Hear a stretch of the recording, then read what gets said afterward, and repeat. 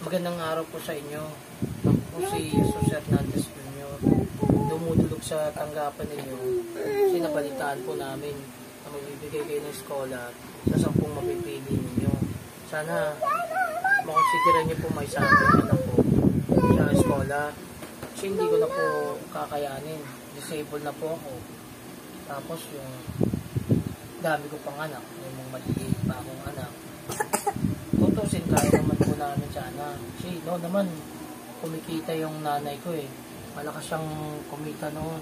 Kasi aminin ko na ho, noon nagbibenta ko ng marijuana nanay ko. Drug lord to siya. Tapos nung tumagal, siyempre, gumamit na rin siya. Eh, sugarol na rin no. Malakas umang kasinong nanay ko. Kamadyong. Ayun po. Napariwara yung nanay ko, saan na nagpupunta, ang inasinggera. Tapos uminom, ayun po, nagdodroga. Bigla pong na-stop. Doon, naubos ulat ng pera nanay, kakapagamot. Ngayon po, hindi ko po malaman, mangunguna yung nanay ko, bulol, napipi. Sana, consideran nyo.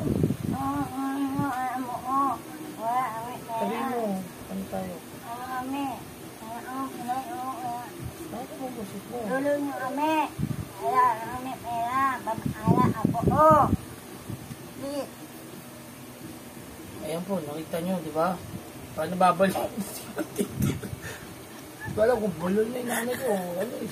Kaya naubos ang pera namin. Kasi po, kakadroga na rin niya siguro. Kakamariwana niya. Ayan ang nangyari. Sana o, makonsideran nyo yung application namin. Tingin ko ka. Mo. Mama. No.